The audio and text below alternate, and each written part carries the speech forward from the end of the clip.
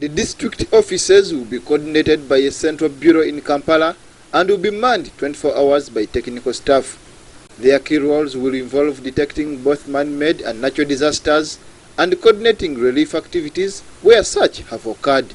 We should establish a central office where there should be somebody all the time monitoring to see if there is a disaster in any part of the country. The Minister for Relief, Disaster Preparedness and Refugees, Dr. Stefan Malinga, said this at the closure of the European Union's Humanitarian Aid Field Office in Uganda.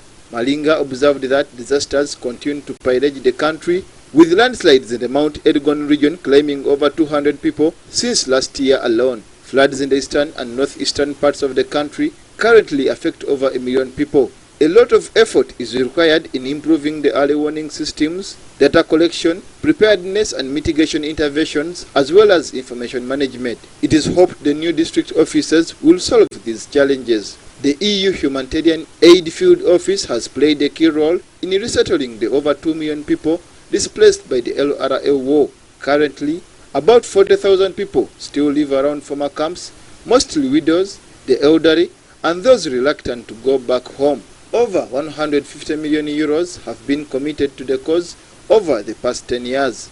A Nairobi coordinating office will now oversee the situation in the region. Uganda is generally free, necessitating the closure of the office.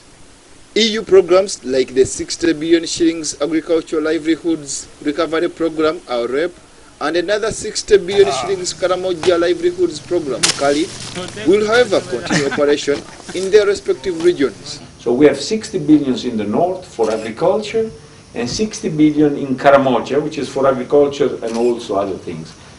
Improving livelihoods, helping with seeds, fertilizer, good best practices for agriculture so that they can feed themselves. People in northern Uganda will now have to fend for themselves. It also provides a litmus test to government to increase funding and monitoring to the northern Uganda region.